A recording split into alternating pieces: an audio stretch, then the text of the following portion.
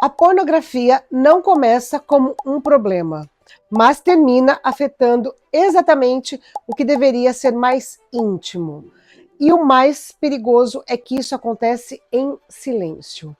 Ela não chega como um alerta, ela não chama atenção. Pelo contrário, entra como algo comum, privado, quase invisível. Um hábito que parece inofensivo, até ocupar o espaço que ninguém percebe no início. E enquanto muita gente ainda trata isso como algo normal, os efeitos já estão aparecendo. Relações mais distantes, conexões fracas, uma sensação difícil de explicar, mas impossível de ignorar. Porque o problema nunca foi o que acontece na tela, e sim, é sobre o que muda fora da tela. A forma de se conectar, de desejar, de enxergar o outro. Mas quando entender que essa linha já foi ultrapassada? E por que algo tão silencioso consegue impactar tanto um relacionamento? E no meio disso tudo, existe alguém sentindo tudo isso da forma mais profunda. A mulher que percebe a distância, que sente a mudança e que começa a se questionar até que ponto isso realmente tem a ver com ela. E quando a tentativa de se encaixar começa a apagar quem ela é. Como esse padrão se forma e por que ele é tão difícil de perceber no começo. Para entender tudo isso, vamos falar um pouquinho e enxergar como esse comportamento foi normalizado sem ser questionado. E aí, mulher brava, Elisa Fernanda chegando para mais um dia de fortalecimento emocional. A pornografia não começa como um problema, mas termina destruindo o que deveria ser mais íntimo. Ela não entra na vida de alguém como uma aparência de perigo, ela entra como uma curiosidade, como uma distração, como algo aparentemente inofensivo, silenciosa, privada, escondida. Mas, com o tempo, ela começa a ocupar um espaço. E quando alguém percebe, já não é mais só um hábito, é um padrão. E hoje, o consumo de pornografia cresce de forma consistente, com acesso cada vez mais precoce e frequente. Não existe mais barreira que impeça o acesso. Está disponível a qualquer momento, a qualquer hora e em qualquer lugar. E isso tem um impacto direto dentro dos relacionamentos. Estudos já associam o consumo frequente à queda da satisfação conjugal. Ou seja, não fica mais restrito à tela. Ele atravessa o relacionamento, afeta o vínculo, afeta a intimidade, mas existe uma mentira sendo sustentada, a de que isso é só visual, que não interfere, que não é tão sério assim. Mas aqui está uma verdade que precisa ser dita. Isso não é só sobre um estímulo visual, é um vício comportamental. E como todo vício, ele muda o cérebro, muda o comportamento e muda a forma como a pessoa se relaciona. E no meio disso tudo, existe uma dor que quase nunca é falada, a dor da mulher que está ao lado, que está do outro lado, a mulher que começa a se sentir insuficiente, substituída, rejeitada. Então deixa eu te perguntar algo, eu quero que você sinta o peso dela. Quantas mulheres estão se sentindo rejeitadas, enquanto isso ainda é tratado como normal? Vamos falar da normalização invisível da pornografia.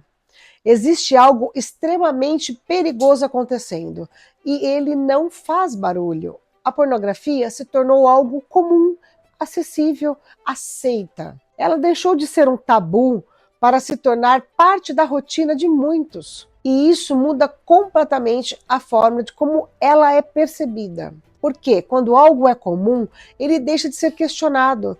E o problema começa exatamente aí. O contato com esse tipo de conteúdo está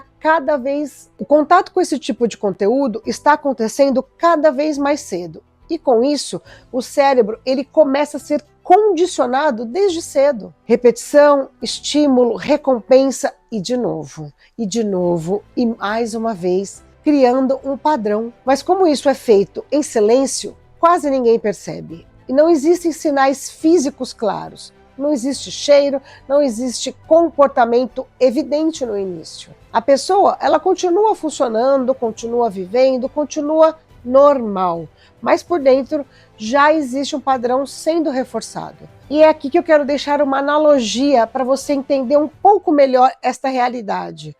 É uma intimidade artificial de alta definição, perfeita, controlada, editada e completamente desconectada com a realidade. E isso cria uma distorção, porque o cérebro ele começa a comparar o real com o artificial.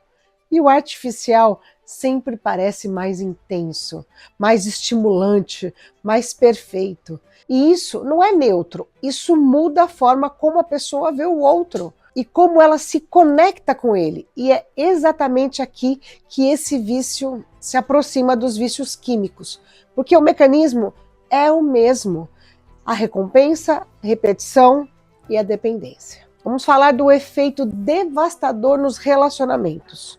E o que acontece no cérebro? Quando alguém consome pornografia, o cérebro ativa o sistema de recompensa e a dopamina é automaticamente liberada.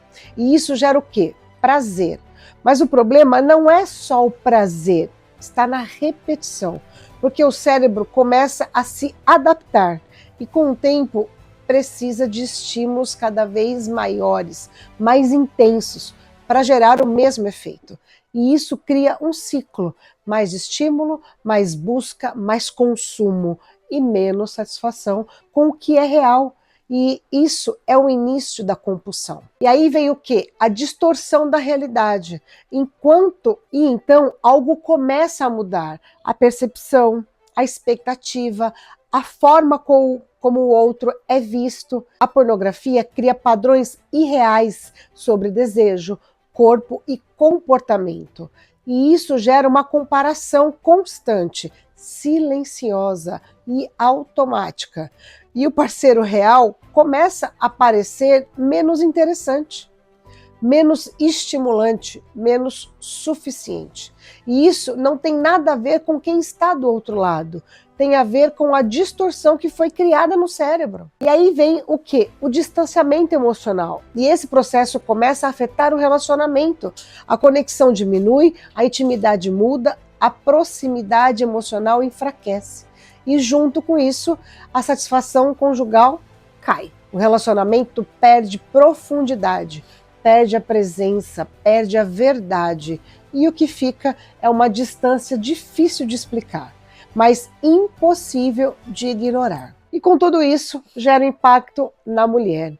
E é aqui que entra uma das dores mais profundas.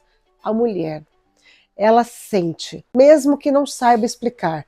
Ela percebe a distância, a mudança, a falta de presença e começa a interpretar: talvez eu não seja suficiente. Talvez o problema esteja comigo mesmo. E isso gera algo silencioso, mas devastador. É a rejeição, a comparação. Aí vem a baixa autoestima. E ela começa a competir com algo que nem é real e perde, porque não tem como ganhar. E a tentativa de competir aparece. E então ela tenta, ela se esforça mais, ela se adapta, se anula, tenta ser o que acredita que ele quer. Mas isso tem um custo. Ela se perde, deixa de ser quem é para tentar alcançar um padrão que não existe. E quanto mais ela tenta, mais distante fica. E aí vem o quê? O ciclo da codependência. O ciclo, ele se instala. Ela tenta mudar, ele continua. Ela insiste, ele esconde. Ela sofre e aí permanece. Porque ainda acredita que pode resolver, que pode ajustar, que pode salvar. Mas isso não é conexão, é aprisionamento emocional. É viver em função do problema. Geralmente ela descobre, e não é por acaso, é por sinais, é pela distância, pela frieza, o comportamento que está sendo diferente.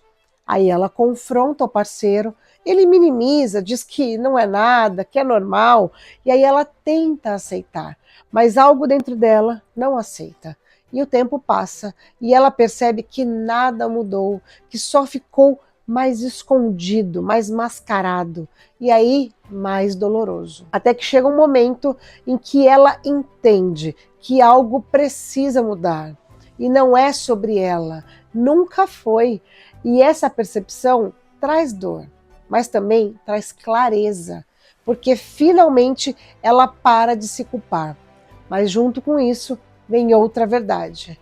Ela está emocionalmente exausta e precisa olhar para si mesma. E aqui está a verdade que liberta. Existe sim uma verdade que precisa ser dita com toda clareza. Isso não é sobre moral, é sobre dependência. É sobre o impacto que isso gera no cérebro, nas relações. O problema não é só no consumo, é o que ele destrói, a conexão, a intimidade, a verdade dentro do relacionamento. Mas existe algo ainda mais importante. Você não precisa competir com uma fantasia, porque não existe vitória nisso. Só vai existir desgaste, perda, anulação. E a virada vai começar quando você entender isso. Quando você parar de tentar se moldar. Quando você decidir se reconstruir, se posicionar, se respeitar. Porque existe uma verdade que precisa ficar muito clara. Você não pode competir com algo que não é real, mas pode escolher viver algo que é de verdade. E talvez a pergunta mais importante que fica agora seja: você vai continuar tentando se encaixar em uma fantasia ou finalmente vai voltar a ser quem você é? Bom, eu sou Elisa Fernanda, terapeuta familiar, especialista em codependência e independência emocional. E eu atuo com mulheres que têm os seus relacionamentos afetados por vício ou compulsão dos seus maridos ou dos seus filhos. E até o próximo vídeo. Tchau! Mas lembre-se, você não nasceu para competir com algo que não é real. Você nasceu para ser brava.